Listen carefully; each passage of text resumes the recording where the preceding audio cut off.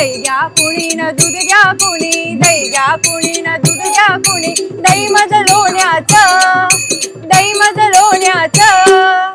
बिगर पाण्याचं bye bye बिगर पाण्याचं, बिगर पाण्याचं बाय बाय बिगर पाण्याचं. रामकृष्ण हरी. मी सानिका अशोक कंसे.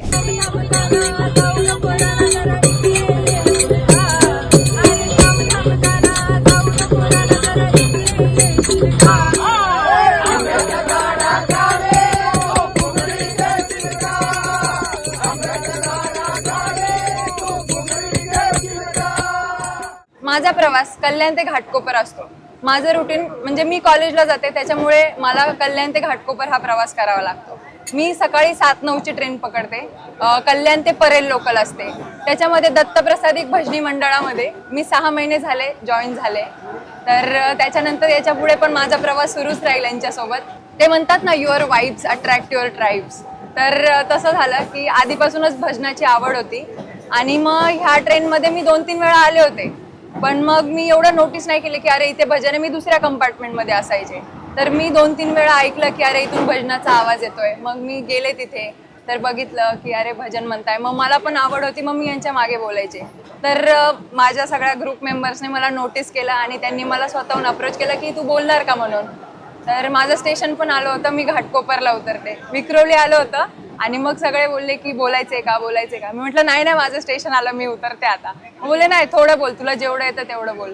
तर मी आमच्याच ग्रुपमधले वैभव दादा आहे, त्यांची गवळण मी ऐकली होती आणि मी ती गवळण ऐकण्यासाठी घाटकोपरला उतरण्याऐवजी परेलपर्यंत आले होते. मग मी रिटर्न आले परेलवरून. तर मला ती गवळण खूप आवडली होती, मग मी तीच बोलले.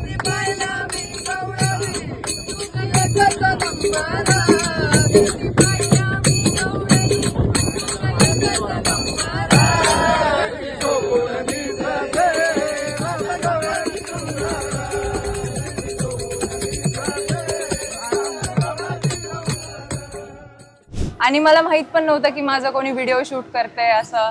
मग घरी गेले मी, संध्याकाळी पप्पांनी मला व्हिडिओ दाखवला. तर मला माहित पण नव्हतं की माझा व्हिडिओ शूट झालाय म्हणून. आणि निखिल दादा आहे ना, त्याने माझा व्हिडिओ शूट केला होता. नंतर त्यांना माझा काहीच कॉन्टॅक्ट नाही, माझा त्यांना काहीच कॉन्टॅक्ट नाही. आमचा फेस टू फेस फक्त ट्रेनमध्येच. मग त्याच्यानंतर मी खूप दिवसांनी आले, तर मग सगळ्यांची ओळख झाली परत की म्हणजे व्हिडिओ व्हायरल झाला असं. मग लोकमतच्या पेजवरती टाकलं होतं ना, लोकमतच्या पेजवरती, फेसबुक पेजवरती व्हिडिओ टाकला होता. मग त्याच्यानंतर व्हिडिओ व्हायरल झाला आणि मग थोडी पॉप्युलॅरिटी भेटली. तर मग असं डायरेक्ट व्हिडिओ व्हायरल झाला आणि एकदम मिलियनमध्ये व्ह्यूज आणि लाईक्स त्याला. मग शॉकिंग होतं ते आणि अनएक्सपेक्टेड होतं माझ्यासाठी. मी एकच वर्ड वापरेल, अनएक्सपेक्टेड. कारण काहीच म्हणजे असं मला ते पाहिजे नव्हतं किंवा मी ठरवून नव्हतं केलं. त्याच्यामुळे सगळं आपोआप झालं. आणि हे काका सांगायचे मला, सुरेंद्र काका, ते माझ्या मित्राचा लंडनवरून फोन आला, ती मुलगी तुमच्या ग्रुपमधलीच आहे का.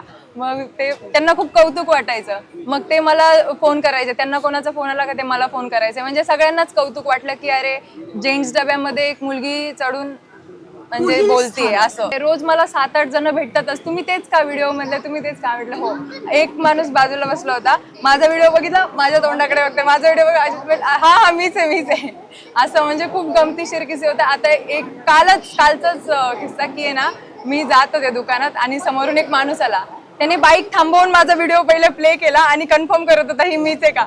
मग नंतर मला विचारलं की तुम्ही ते व्हिडिओ करता. म्हटलं हो मीच. माझा ग्रुप आहे ना बेस्ट आहे. कारण कसं की माझं चुकलं तरी सांभाळून घ्यायचं किंवा मी नाही आले तरी अगं तू आली नाही आज, किती दिवस झाले आली नाही. म्हणजे सगळे माझे घरच्यांप्रमाणे सगळं ट्रीट करतात मला. कसं आहे, आधीपासून माझ्या घरच्यांना पण म्हणजे माझे घरचे पण भजन कीर्तन याच्यामध्ये आहेत आधीपासून. म्हणजे घरच्यांमुळेच आवड आहे मला, की मला जरी येत नव्हतं तरी मी त्यांच्यासोबत जाऊन बसायचे. तर मग मला माहिती आहे ना की वारकरी संप्रदायातली माणसं कशी असतात, त्यांचं बोलणं कसं असतं, त्यांचं वागणं कसं असतं. मग सगळं यांच्याशी मला काहीच डाऊट नाही. संकोच तर अजिबात वाटला नाही. आणि मी असं नाही ना, संकोच काय वाटतो जेव्हा आपण स्वतःहून बोलायला जातो. पण यांनी सगळ्यांनी मला अप्रोच केलं ना स्वतःहून की अरे तू ये म्हणून, तू कर सुरुवात.